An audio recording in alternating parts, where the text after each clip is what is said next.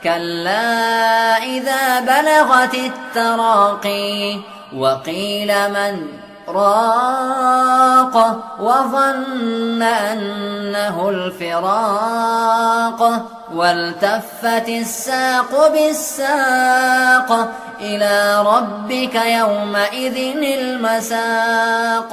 ورحمة الله وبركاته.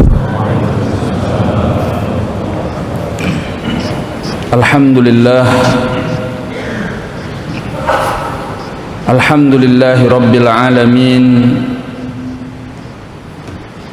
وبه نستعين على أمور الدنيا والدين. أشهد أن لا إله إلا الله وحده لا شريك له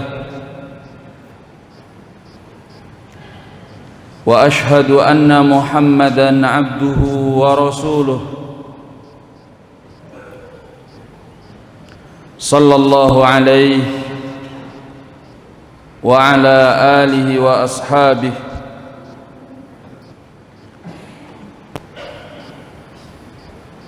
ومن اتبعه إلى يوم الدين. أما بعد،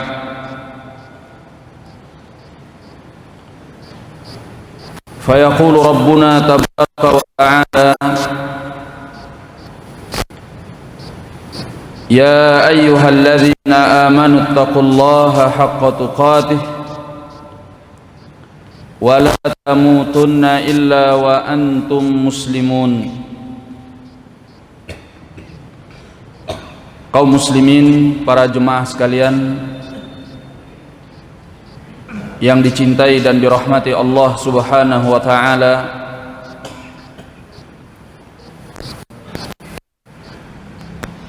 hal yang paling terindah di dalam kehidupan seorang muslim ketika hatinya dibukakan oleh Allah Subhanahu wa taala untuk merasakan indahnya ibadah kepada Allah.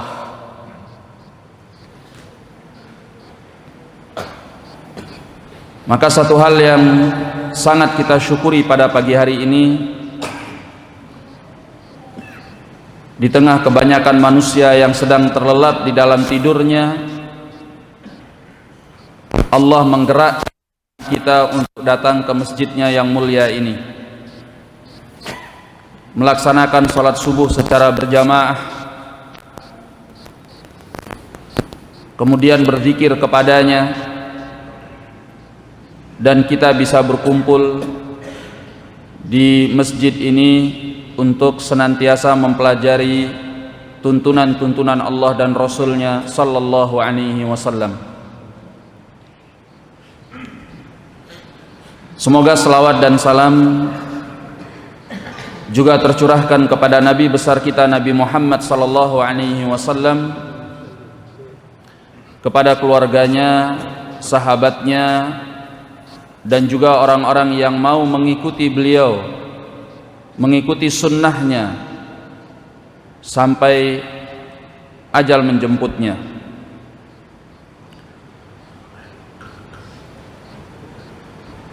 Tak lupa juga kami mengucapkan terima kasih yang sebesar-besarnya kepada Takmir Masjid Baitul Ma'mur yang telah memberikan kesempatan dan waktu untuk berbagi ilmu. Karena Nabi sallallahu alaihi wasallam pernah bersabda, "Man la yashkurun nas la yashkurullah." Orang yang tidak pandai berterima kasih kepada manusia, dia tidak akan bisa bersyukur kepada Allah Subhanahu wa taala.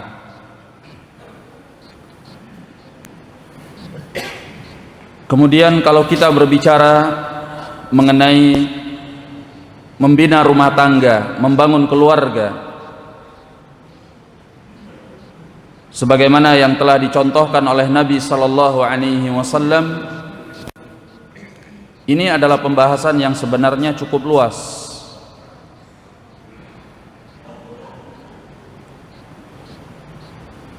Seorang muslim harus menyadari bahwasanya rumah tangga adalah tempat kenikmatan hidupnya. Bila dia membangun rumah tangga tersebut sesuai dengan tuntunan Allah dan Rasulnya sallallahu alaihi wasallam, sehingga ada ungkapan baiti jannati, rumahku adalah surgaku. Kalau rumah tangga itu tidak kita bangun dengan tuntunan Rasulullah sallallahu alaihi wasallam, bisa jadi rumah kita adalah tempat penyiksaan kita, karena mendatangkan banyak masalah, banyak problem, banyak hal yang memusingkan pikiran kita.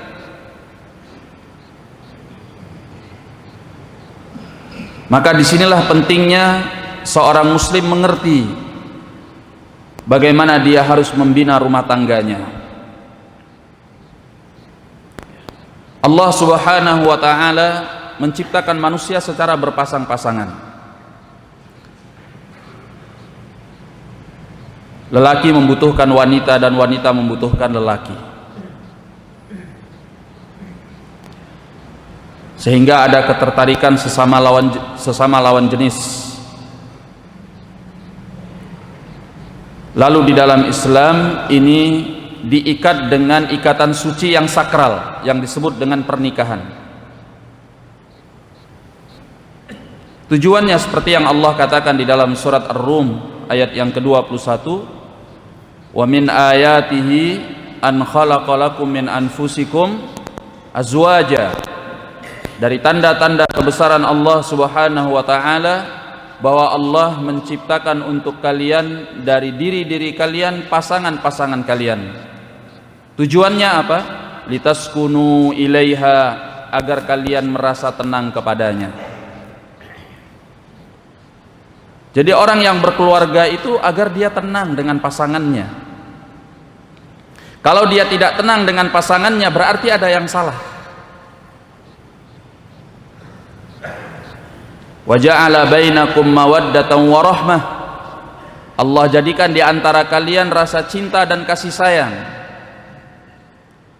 Karena dengan rasa cinta dan kasih sayang itulah timbul ketenangan.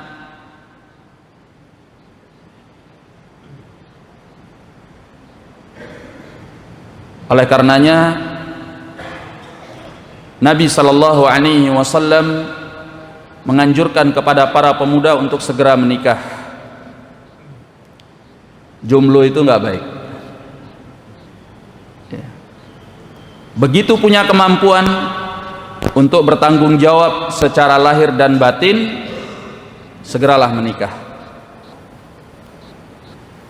Dalam hadis Abdullah bin Mas'ud yang diriwayatkan oleh Al-Bukhari dan Muslim, Nabi sallallahu alaihi wasallam bersabda, "Ya ma'syarasy syabab, man istata'a minkumul ba'ah falyatazawwaj."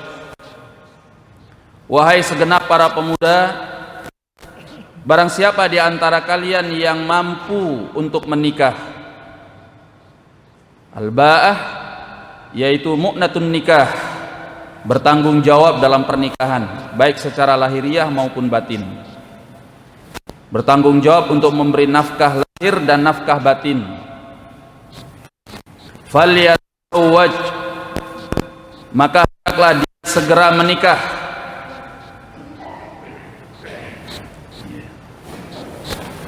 Apa diperintahkan oleh Nabi sallallahu alaihi wasallam untuk segera menikah? Fa innahu aghaddu lil basar wa ahsanu lil farj.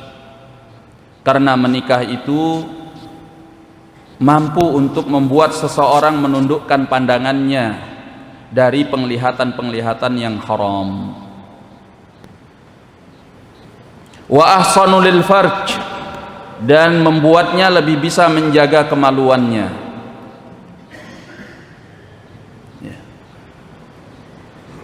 Apalagi seperti masa kita sekarang ini, ya, tontonan-tontonan, gambar-gambar, foto-foto, perempuan yang berkeliaran di jalan tanpa memakai hijab, tidak menutup auratnya, itu merusak akal pikiran seorang muslim, membuatnya sulit untuk menghafal ayat Al-Quran, membuatnya sulit untuk menghafal hadis Nabi sallallahu alaihi wasallam, membuatnya sulit untuk memahami Islam, karena matanya selalu melihat kepada yang haram, hatinya bergejolak, syahwatnya bergejolak pada yang haram.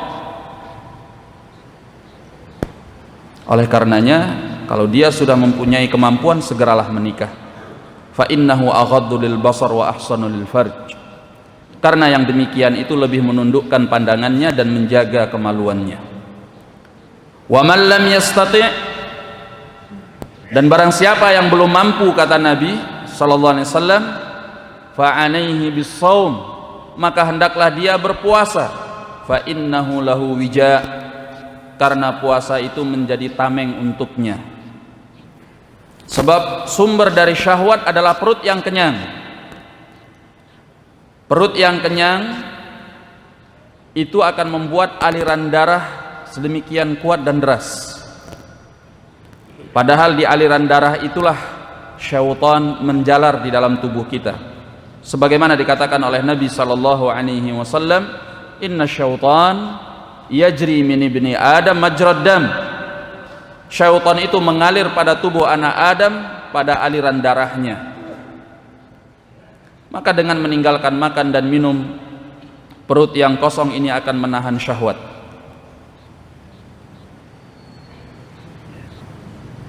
Maka bagi yang, karena itu adalah sunnah Rasulullah sallallahu alaihi wasallam.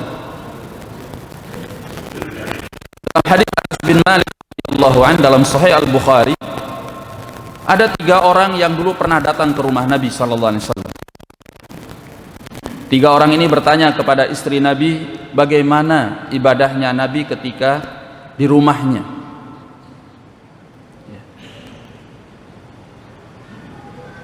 Lalu mereka menganggap bahwa ibadah Nabi itu sedikit. Mereka ingin lebih daripada itu.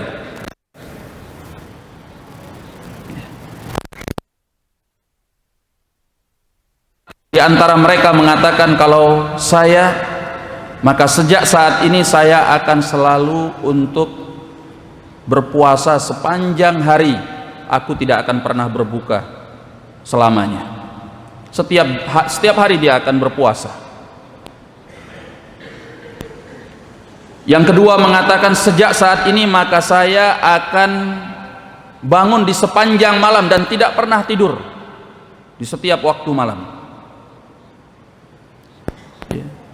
Maksudnya ingin bersungguh-sungguh dalam ibadah, karena mereka merasa bahwa ibadahnya Rasul sallallahu alaihi wasallam yang mereka anggap sedikit itu wajar, karena beliau telah diampuni dosanya yang telah lalu maupun yang akan datang. Nah, kemudian yang ketiga mengatakan, adapun saya, fa ana la atazawwajun nisa, adapun saya untuk dalam rangka beribadah bersungguh-sungguh kepada Allah, aku tidak akan pernah menikah, nggak mau nikah. La atazawwajun nisa. Maka sampailah berita ini kepada Nabi sallallahu alaihi wasallam. Apa kata beliau? Adapun aku, kata Nabi sallallahu alaihi wasallam, amma ana asumu wa uftir. Aku tetap berpuasa dan juga berbuka. Makanya Nabi sallallahu alaihi wasallam tidak sepanjang tahun berpuasa pada setiap harinya. Puasa yang terbaik itu adalah sehari berpuasa, sehari berbuka. Puasanya Nabi Daud alaihi salam itu sudah yang terbaik, bukan puasa setiap hari.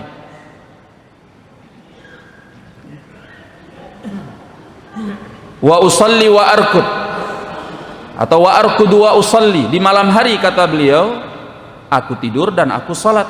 Beliau tidur di awal malam dan beliau bangun di akhir malam untuk melaksanakan salatul lail. Tidak sepanjang malam beliau bangun, bergadang malam tanpa tidur. Dan terakhir beliau menyatakan wa ana atazawwajun nisa, dan aku menikahi para wanita. Faman raghiba an sunnati falaysa minni. Barang siapa yang tidak suka kepada sunnahku ini, maka dia bukan dari golonganku. Ya.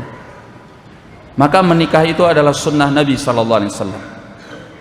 Membangun sebuah rumah tangga yang islami, yang akan mendatangkan kebaikan, baik bagi orang yang melaksanakannya dan bagi masyarakatnya. Maka seorang muslim harus memilih pasangannya secara baik, karena dari rumah tangga inilah akan lahir masyarakat yang berkualitas. Masyarakat itu kan kumpulan dari rumah tangga, terus ada RT, dari RT ada RW, dari RW ada desa atau lurah, kelurahan. Ini awalnya cikal bakalnya adalah rumah tangga. Ya. Maka ini harus dibenahi secara benar.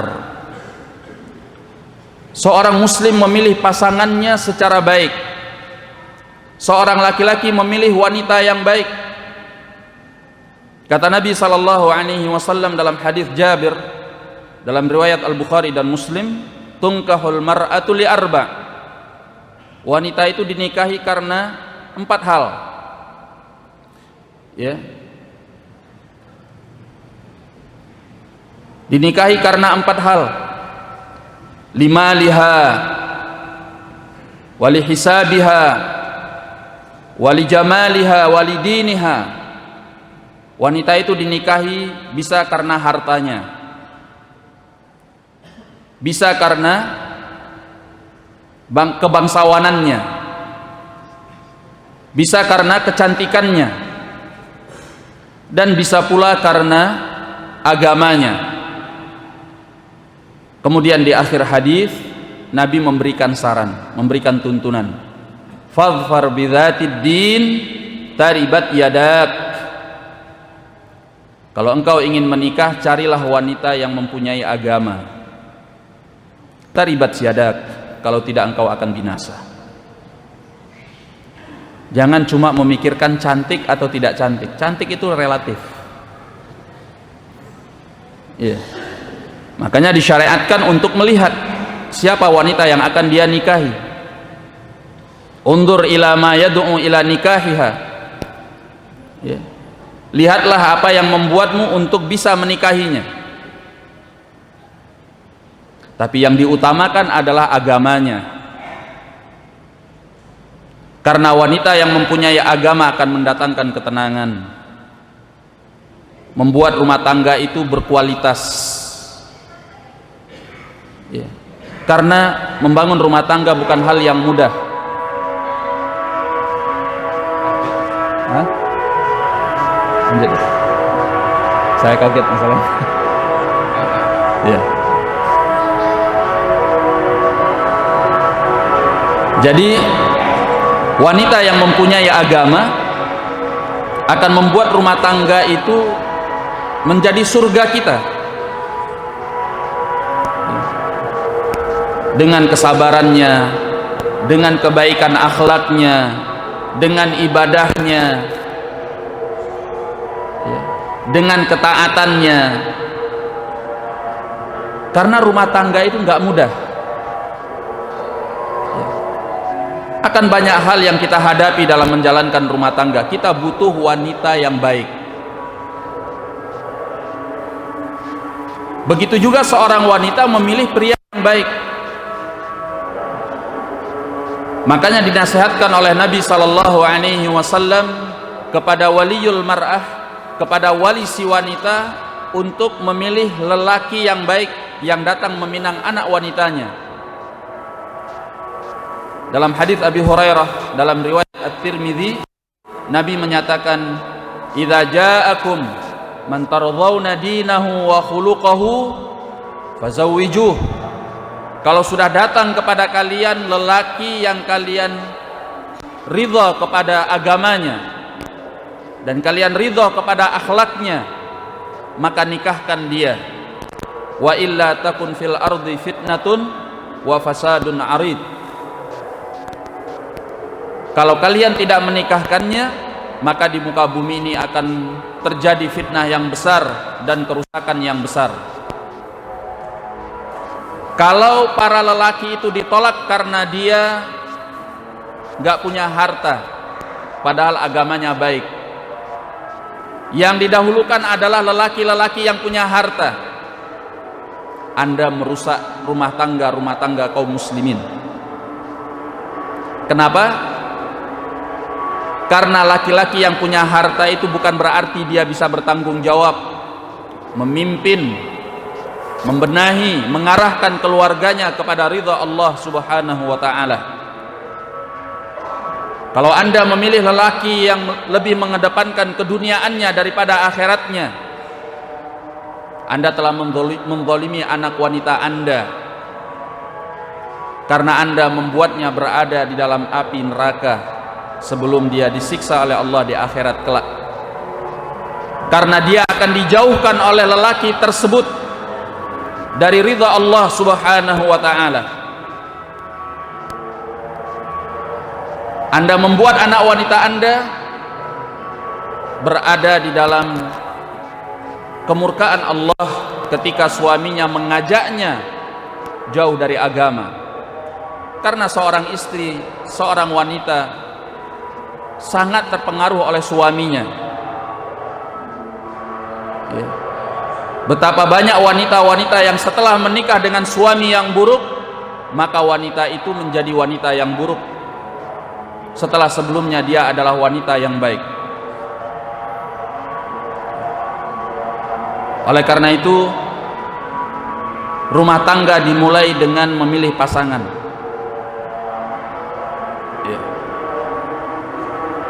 Setelah memilih pasangan yang baik, maka dalam rumah tangga, ketika seseorang ingin mempunyai anak keturunan, Nabi sallallahu alaihi wasallam juga menuntunkan kepadanya, setiap kali dia mendatangi istrinya, dia membaca doa. Apa yang dia ucapkan?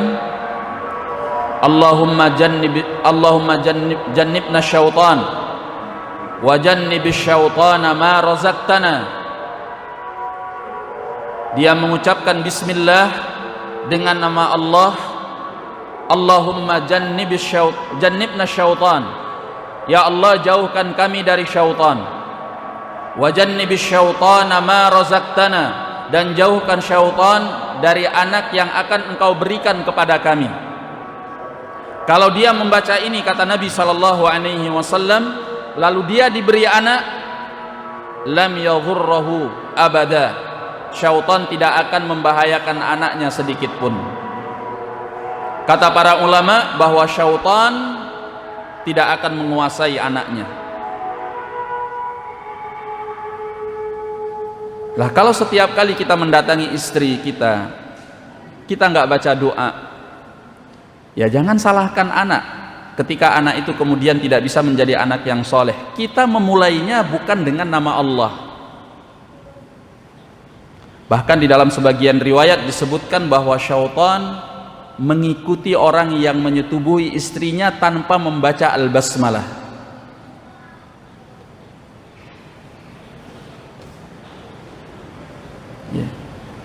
Anak kita dikuasai oleh syaitan karena kita memulainya bukan dengan nama Allah. Ini tuntunan-tuntunan Islam yang harus kita mengerti. Kadang sebagian orang tua ketika marah mengatakan, dasar lu anak setan. Nah ya kalau gitu bapaknya siapa gitu. Dia aja ketika memulainya tidak dengan nama Allah, makanya anaknya seperti itu juga. Oleh karenanya seorang muslim harus mengerti bagaimana tuntunan Rasulullah sallallahu alaihi wasallam. Seorang yang berumah tangga itu dia harus belajar tuntunan Islam dalam membina rumah tangganya. Bagaimana Nabi sallallahu alaihi wasallam dalam rumah tangganya? Beliau alaihi salatu wassalam orang yang sangat penyayang kepada istrinya, orang yang sangat bertanggung jawab kepada istrinya. Beliau selalu kepingin memasukkan kegembiraan ke dalam hati istrinya. Di antara yang dilakukan oleh Nabi sallallahu alaihi wasallam seperti apa yang beliau lakukan kepada Aisyah. Beliau menyatakan, "Ya Aisyah, wahai Aisyah, inna Jibril yaqra'u 'alaikis salam." Sungguhnya Jibril mengucapkan salam kepadamu. Ini sesuatu yang luar biasa. Bagaimana Nabi sallallahu alaihi wasallam menyampaikan kabar gembira ini kepada Aisyah untuk membesarkan hati Aisyah, sehingga dia bersemangat di dalam kebaikan. Ini adalah Rasulullah sallallahu alaihi wa ala alihi wasallam.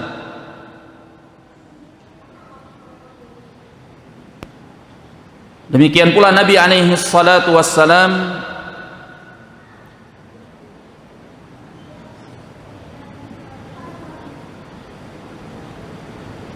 terhadap istri-istri beliau seorang yang sangat pengasih dan penyayang,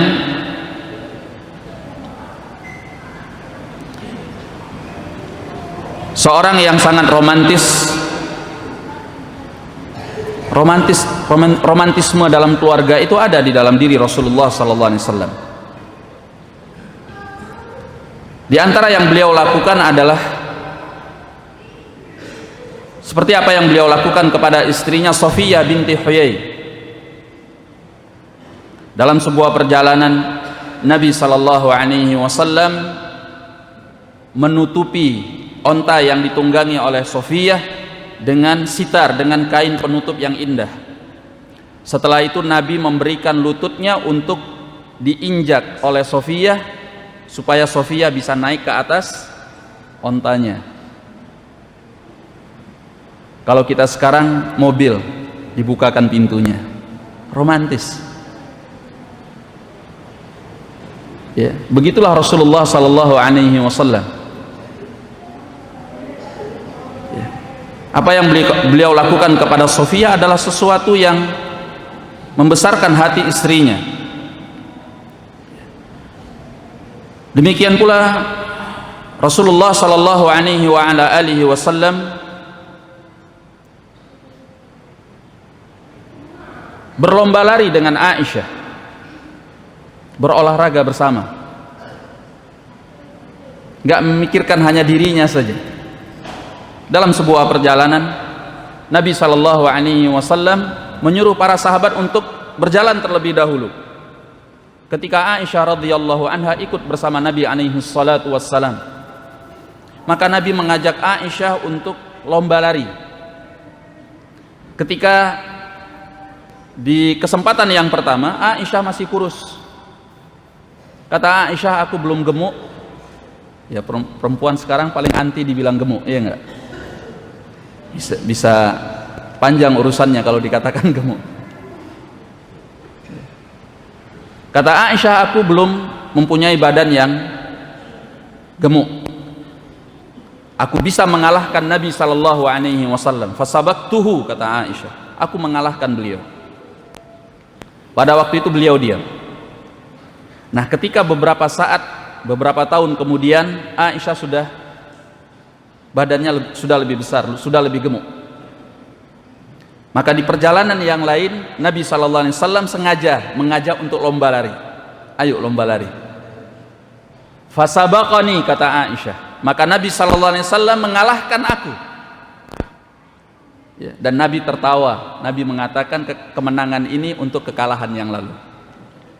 Ya, membalas kekalahan yang lalu. Seri satu-satu. Itu Rasulullah sallallahu alaihi wasallam kepada istrinya. Ya. Beliau membangunnya dengan penuh kasih sayang. Demikian pula Nabi alaihi salatu wassalam seorang yang sangat penyabar kepada istrinya. Ya. Apalagi beliau tidak mempunyai hanya satu istri. Berapa istrinya Rasulullah sallallahu alaihi wasallam? 9. Ya. 9 istrinya beliau. Dan ini hanya khusus bagi Rasulullah sallallahu alaihi wasallam. Bagi orang-orang yang beriman di dalam syariat Islam hanya diperbolehkan 4. Dengan istri yang 9 orang butuh kesabaran yang besar. Dan begitulah Rasulullah sallallahu alaihi wasallam. Ya. Dalam rumah tangga itu, bahkan rumah tangga Nabi sallallahu alaihi wasallam bukan rumah tangga yang tanpa problem. Gak ada rumah tangga yang tanpa problem. Boleh cari siapa rumah tangganya yang tanpa problem. Hatta Nabi sallallahu alaihi wasallam rumah tangganya ditimpa oleh masalah-masalah, tapi dihadapi dengan syariat, dihadapi dengan bimbingan wahyu, dihadapi dengan kesabaran, dihadapi dengan akal yang baik. Maka Nabi sallallahu alaihi wasallam sabar terhadap para istrinya.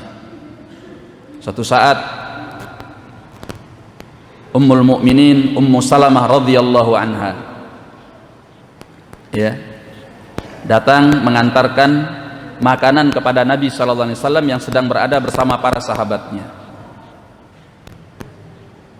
Begitu Aisyah tahu bahwa Ummu Salamah radhiyallahu anha mengantarkan makanan, tempat makanan itu ditamplek, sehingga tempatnya itu jatuh, makanannya jatuh, dan tempatnya pecah.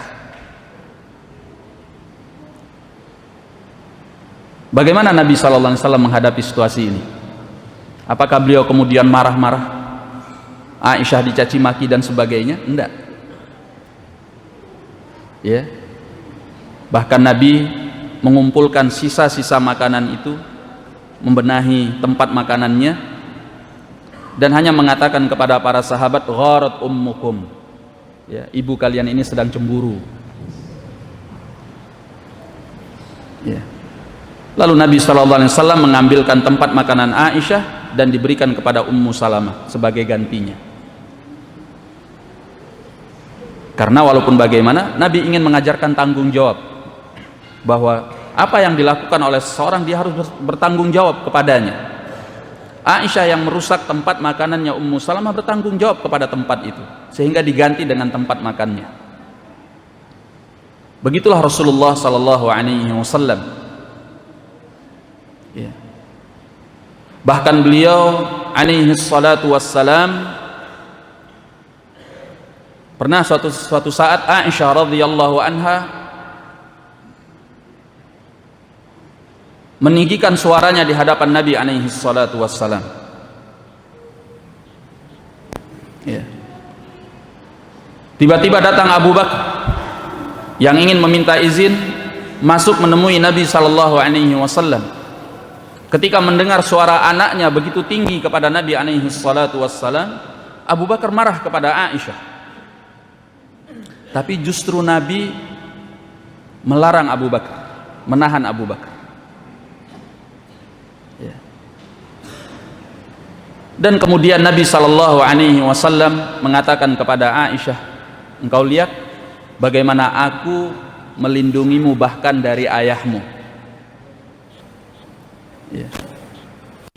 Nabi berusaha untuk menenangkan Aisyah, membuatnya tertawa, sampai ketika Abu Bakar masuk kembali, Abu Bakar melihat bahwa Nabi SAW tertawa bersama Aisyah, dan Abu Bakar menyatakan, ya Rasulullah, ikutkan aku dalam hal yang kalian tertawakan, sebagaimana aku telah terlibat dalam perselisihan kalian. Begitulah Rasulullah alaihi salatu wassalam. Demikian pula beliau alaihi salatu wassalam sangat mengenang dan mengingat kebaikan Khadijah radhiyallahu anha. Bahkan setelah meninggalnya Khadijah, beliau alaihi salatu wassalam menyembelih kambing dan membagikan dagingnya kepada teman-teman dekatnya Khadijah radhiyallahu anha untuk mengenang Khadijah. Ya. Sampai Aisyah radhiyallahu anha cemburu. Ya. Aisyah mengatakan sepertinya tidak ada wanita lain kecuali hanya Khadijah.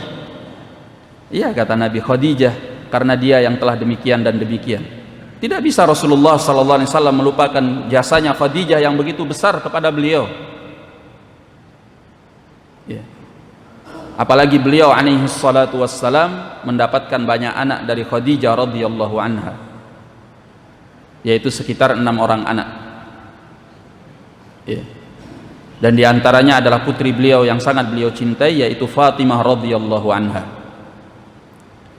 Rasulullah sallallahu alaihi wa ala alihi wasallam sangat menjaga perasaan istrinya. Beliau tahu kapan Aisyah itu sedang senang kepada beliau dan kapan Aisyah itu marah kepada beliau. Aisyah itu kalau marah kepada Nabi, dia bila menyanggah atau dia bersumpah, dia mengatakan wa rabbi Ibrahim, demi Tuhan penciptanya Ibrahim. Ya. Kalau dia lagi senang, dia akan mengatakan wa rabbi Muhammad, dan demi Tuhannya Muhammad sallallahu alaihi wasallam. Ya.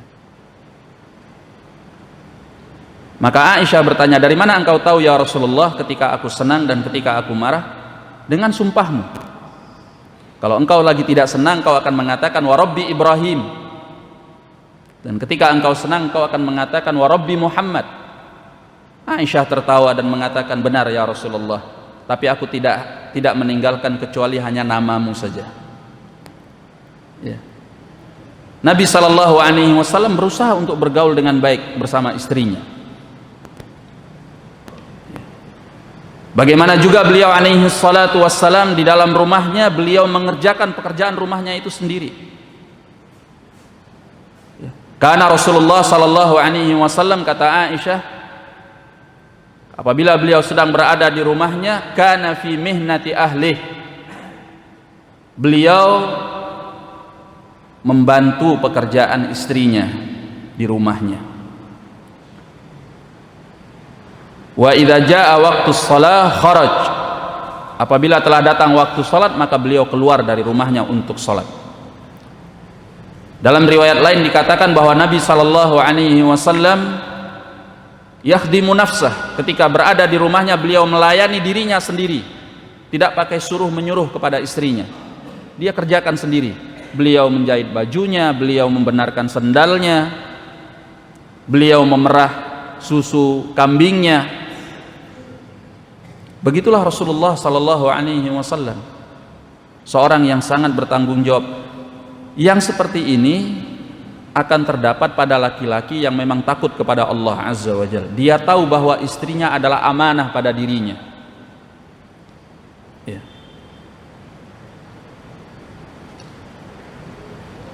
Maka kalau kita ingin membangun rumah tangga, contohlah Nabi alaihi salatu wassalam.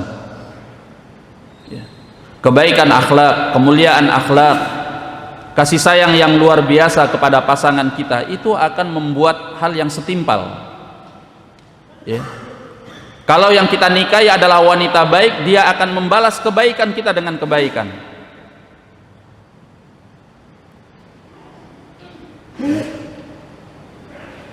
Sehingga seorang lelaki akan tenang di dalam rumahnya.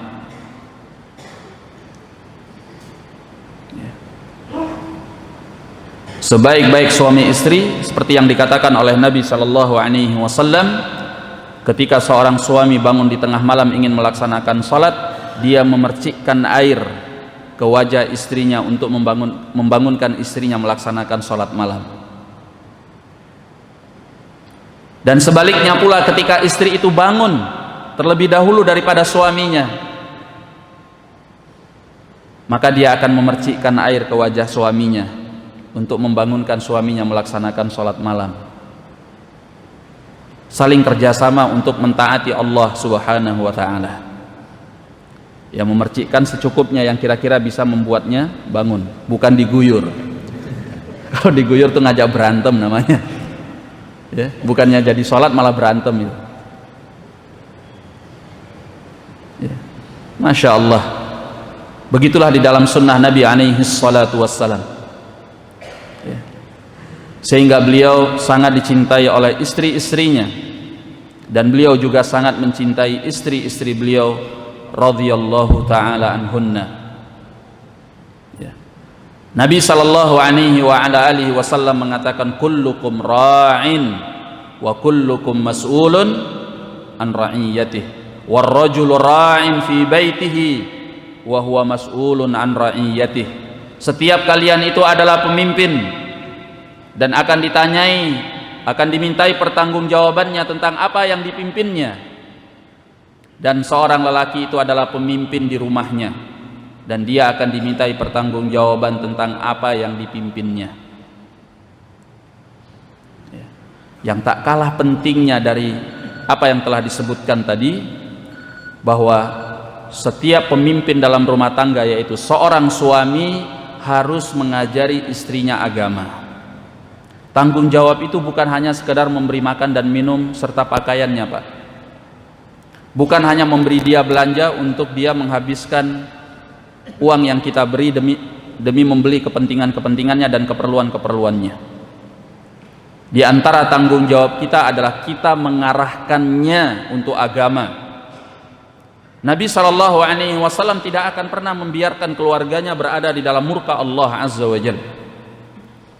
Pernah suatu saat beliau masuk, ketika beliau pulang dari safar, masuk ke rumah Aisyah radhiyallahu anha. Rumah Aisyah itu dihiasi oleh Aisyah. Aisyah mempunyai tirai kain yang mempunyai gambar-gambar makhluk hidup, sebagaimana dalam Sahih Al-Bukhari. Nabi SAW menegurnya dan memerintahkan Aisyah untuk menurunkan tabir dari pintunya tersebut, karena di situ ada gambar makhluk hidup. Dan beliau menyatakan, inna asyaddan nasi adzaban yaumal qiyamah al-musawwirun. Manusia yang paling keras azabnya di hari kiamat adalah penggambar makhluk hidup. Sehingga kemudian tirai itu dijadikan oleh Aisyah sebagai sarung bantal. Ya, begitulah Nabi SAW mengarahkan keluarganya. Beliau menjadi tauladan yang terbaik. Beliau sholat malam dengan sholat malam yang indah di rumahnya. Ya.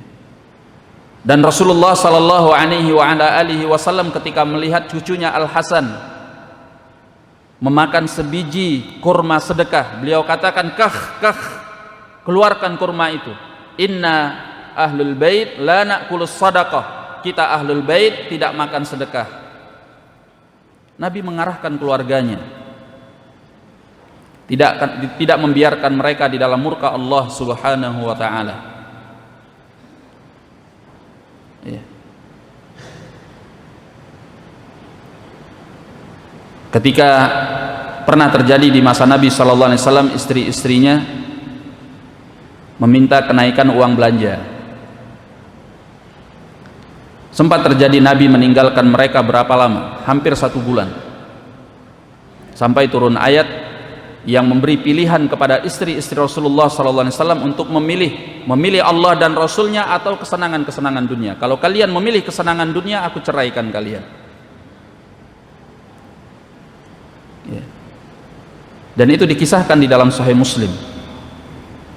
Bagaimana Rasulullah SAW mendidik keluarganya tidak mencintai dunia, tetapi mencintai akhirat. Bukan tidak bertanggung jawab, bukan tidak dinafkahi, tapi dunia ini bukan sebagai tujuan, dia hanya sebagai jembatan untuk kita sampai kepada kampung akhirat. Ya.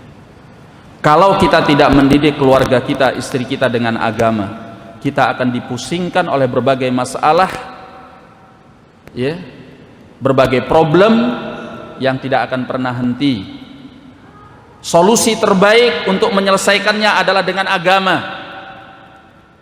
Istri bisa taat, istri bisa sopan, istri bisa mengerti tanggung jawabnya sebagai istri. Ya, kita juga sebagai seorang suami tahu tanggung jawabnya, tahu apa yang harus diperbuatnya, juga semua dengan agama. Tanpa agama kita akan berada di dalam kesengsaraan. Oleh karena itu, ma'asyiral muslimin rahimani wa rahimakumullah, dalam sebuah rumah tangga yang terbaik adalah bersama-sama untuk mencari ridha Allah Subhanahu wa taala. Belajar bersama, beribadah bersama, ya, sehingga sama-sama dipertemukan oleh Allah di dalam surganya kelak. Alangkah indahnya rumah tangga, tidak hanya bersama ketika di dunia, tapi juga bersama ketika di akhirat kelak di dalam surga Allah Subhanahu wa taala. Inilah sungguhnya cinta yang abadi, cinta yang tidak dipisahkan oleh kematian. Anda kepingin cinta yang dipisahkan oleh kematian atau tidak? Ada cinta yang tidak akan dipisahkan oleh kematian, yaitu cinta seorang muslim karena Allah. Seorang suami cinta kepada istrinya karena Allah, istrinya cinta kepada suaminya karena Allah. Mereka tidak hanya bertemu ketika di dunia, mereka bahkan akan bersama-sama di dalam surga Allah Subhanahu wa taala. Saya kira cukup dulu materinya sampai di sini. Wallahu a'lam bissawab, billahi taufik. Sebab Ustaz dan Bapak Ibu jemaah yang kami kami mohon jangan meninggalkan tempat dulu karena admin menyediakan untuk surat masuk atau ada kopi dan teh yang akan dibagikan kami persilakan kepada teman-teman pembagian. Dan sama-sama kita sudah mendengar tadi kajian dan tentunya ini menjadi perbaikan bagi kita. Mungkin komunikasi di dalam rumah tangga yang tidak bagus, mudah-mudahan setelah mendengar kajian ini tentunya semakin membaik rumah tangga kita masing-masing. Baik Bapak dan Ibu, kita beri kesempatan untuk dua pertanyaan. Silakan yang mau bertanya. Silakan satu yang apa? Silakan. Satu lagi. Ya silakan lagi. Assalamualaikum warahmatullahi wabarakatuh. Assalamualaikum warahmatullahi wabarakatuh. Pertanyaannya menyangkut seberapa cukup dikampanyekan atau didakwahkan yang menjadi tersebut dari hal-hal tidak mungkin. Hal-hal tidak mungkin ini saya tanyakan karena di pasar pernah mengalami setiap pekan atau setiap seminggu pekan itu mualaf untuk menikah menjadi Islam, menjadi menikah itu ada satu perempuan jadi muslim, tapi gadis atau wanita muslimat yang meninggalkan Islam setiap 2 pekan tidak ada satu. Yang lebih pedih pernah kami alami ialah setiap 2 bulan ada orang pria muslim berpindah agama kemudian menikah. Dan saya khawatir keadaan ini juga dialami bukan hanya di Indonesia, negeri yang muslim dan banyak, tetapi menurut angka statistik pertumbuhannya itu tidak berbanding dengan teman lain. Nah, mudah-mudahan dan informasi bahwa yang kita sampaikan tadi juga dikampanyekan atau sebenarnya didakwakan di seluruh wilayah tanah air. Amin. Terima kasih. Apakah ada gambaran itu? Karena terus terang di dalam program negara pemerintah sekarang ini ada program namanya Bangga Bersama, pembangunan keluarga, pendidikan dan keluarga berencana. Nah ini kalau tidak diisi oleh pendidikan agama atau dakwah agama, saya khawatir keadaan yang seperti yang pasar itu akan begitu banyak dari kota-kota lain. Terima kasih. Ya. Yang ditanyakan apa, Pak? Yang ditanyakan bagaimana keadaan di luar Bali atau di luar Denpasar, apakah yang itu banyak yang tidak mengamalkan kualitas ini. Terima kasih. Oh ya. Ya, memang keadaan kaum muslimin pada hari ini Ya, ini realita ya, atau fakta yang nggak bisa kita ingkari. Banyak di antara mereka yang memang tidak mengerti agama secara baik. Berangkat karena ketidakmengertian itulah ketika mereka menikah pun yang mereka lebih kedepankan adalah masalah dunianya, bukan agamanya. Ya. Agama itu nomor sekian, yang penting dunianya dulu. Ya. Nah, ini sekarang saya contohkan misalnya di masyarakat kita. Kalau seandainya ada dua orang lelaki yang ingin menikahi seorang wanita, satu kaya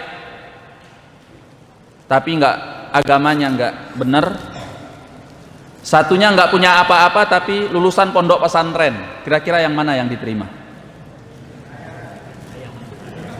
Hah? Sepakat ya?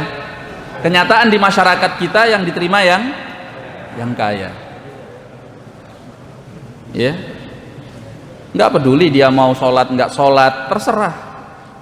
Dia pandai ngaji nggak pandai ngaji, terserah. Yang penting duitnya ada. Ya, itulah kenyataan kita kaum muslimin. Sehingga dari rumah tangga yang tidak dibangun di atas agama ini lahirlah keturunan-keturunan, generasi-generasi yang juga jauh dari agama. Oh, bapaknya nggak ngerti agama, bagaimana dengan anaknya? Nah, ini memang PR kita sebagai umat Islam, tugasnya para ulama, tugasnya para ustadz, tugasnya para kiai untuk kembali membuat umat Islam ini lebih perhatian kepada Islamnya, lebih semangat Islamnya, mempelajari Al-Quran, mempelajari Sunnah Nabi Sallallahu Alaihi Wasallam, ya, sehingga Islam ini nggak cuma KTP-nya, tapi juga benar-benar berada di dalam kehidupan. Ya, kita nggak usah takut sama Islam. Islam ini agama kasih sayang kok.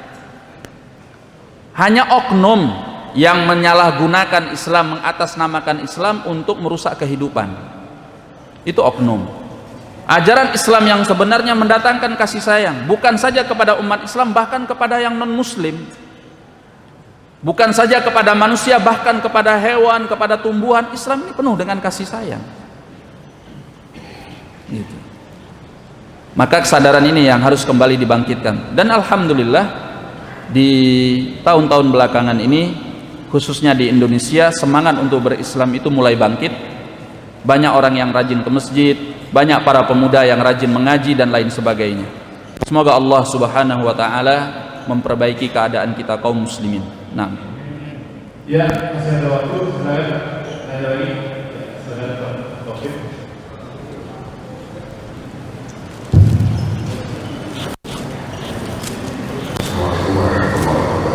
Assalamualaikum warahmatullahi wabarakatuh. Masalah dari hukum menggambar makhluk hidup yang itu juga larangan dari. Nah, bagaimana foto seperti ini? Karena kalau menggambar, kalau foto itu kan lebih persis.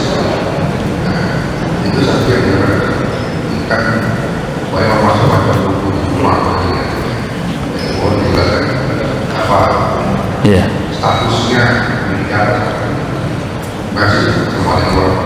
Assalamualaikum warahmatullahi wabarakatuh. Mengenai foto, memang para ulama berselisih pendapat.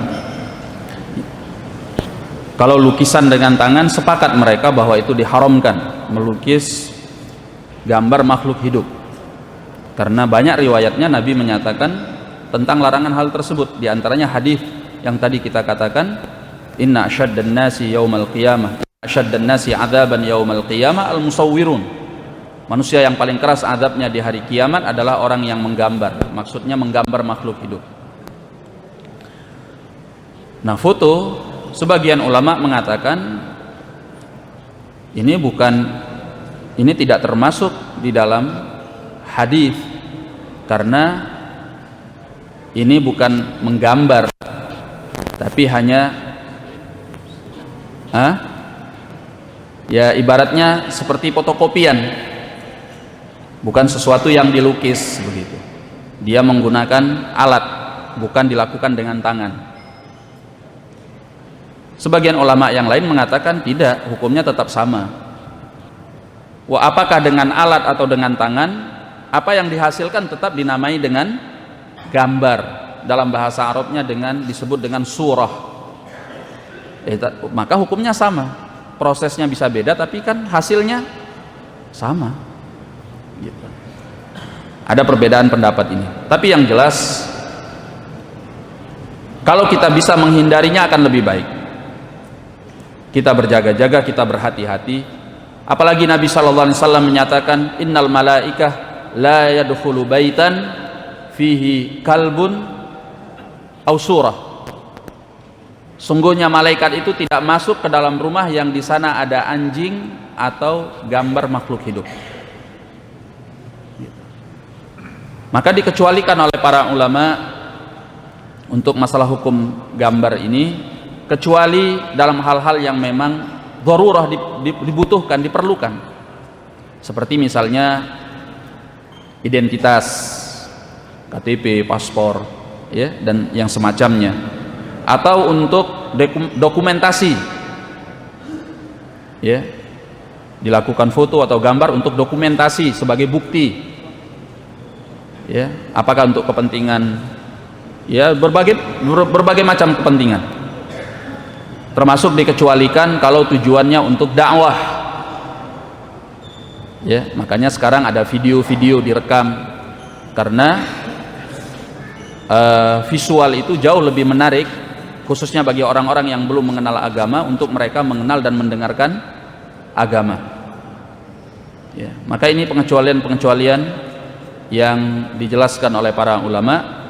Makanya kalau tidak ada kebutuhan yang penting, bukan untuk dokumentasi, bukan untuk dakwah, bukan untuk identitas dan lain yang semacamnya, ya sebaiknya kita tinggalkan saja. Kalau hanya sekedar selfie, hanya untuk apa ya, senang-senang aja gitu, ya, hanya sekedar untuk kenang-kenangan, ya nggak usah lah. Lebih baik berhati-hati, berjaga-jaga, supaya kita tidak termasuk orang yang diancam oleh Rasulullah sallallahu alaihi wasallam. Nah, wallahu a'lam bishawab. Masih ada silakan yang bertanya.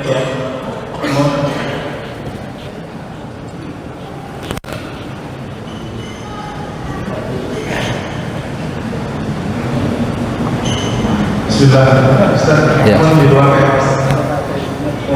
saya mau tanya, kalau berbakti pada orang itu betul menghapus dosa besar? Masya Allah, pertanyaan yang bagus sekali. Amalan-amalan saleh, sebagiannya dikatakan oleh Nabi SAW bisa menghapuskan dosa, seperti misalnya berwudu, ya. Maka kata para ulama, amalan-amalan saleh yang dikatakan bisa menghapuskan dosa, seperti wudu, puasa hari Arafah, ya, menghapuskan dosa setahun sebelumnya dan setahun sesudahnya, dan apapun amalan yang semacam itu yang dikatakan oleh Nabi SAW bisa menghapuskan dosa, yang dimaksud adalah dosa-dosa kecil. Adapun dosa-dosa besar semacam berzina, minum khamr, mencuri, mendolimi orang, membunuh dan lain sebagainya, itu tidak bisa dihapuskan kecuali dengan bertaubat. Kalau seandainya amalan-amalan soleh ini bisa menghapuskan dosa-dosa besar, untuk apa ada syariat taubat? Untuk apa ada istighfar? Maka birrul walidain, berbakti kepada orang tua, tidak bisa menghapuskan dosa besar. Dosa besar itu bisa hapus dengan bertaubat. Ya ayyuhalladzina amanu tubu ilallahi taubatan nasuha, kata Allah. Wahai orang-orang yang beriman, bertaubatlah kalian dengan taubat yang benar. Asa rabbukum ayyukaffira ankum sayyiatikum. Semoga Tuhan pencipta kalian mengampuni dosa-dosa kalian, yaitu dosa-dosa besar. Jadi amalan-amalan saleh yang kita lakukan bisa menghapuskan dosa kecil. Dosa kecil itu semacam apa? Misalnya ngelirik-ngelirik yang nggak benar gitu, nggak kepingin lihat tapi masih ngelirik gitu ya. Nah, itu dosa kecil. Tapi kalau dipelototin yang haram itu dosa besar. Kalau dipelototin dosa besar. Tapi ini sudah nggak kepingin lihat, tapi masih ngelirik-ngelirik gitu ya. Nah, itu dosa kecil. Nah, yang kayak gini ini bisa hapus dengan apa?